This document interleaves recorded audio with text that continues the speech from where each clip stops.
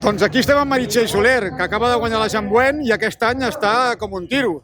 Ha fet el rècord de Catalunya de mitja marató Modeu, cada any va més. Quines aspiracions hi ha aquest any?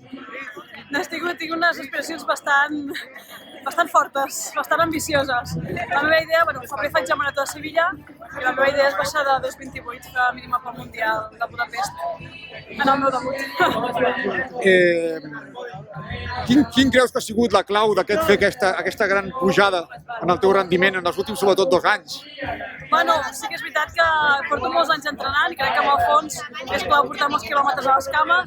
He augmentat també quilòmetres, cada cop m'he ficat més en sèrio i sí que és veritat que m'he pres molt en sèrio la resta, no? També el tema alimentació, el tema tot el conjunt al voltant i al final és la motivació que tinguis també, veure que vas millorant i cada cop vas millorant més i mira, al final tot porta tot.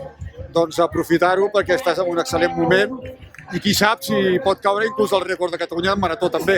Està difícil però també està a l'abast. És difícil, però bueno. Molta sort i moltes felicitats. Moltes gràcies.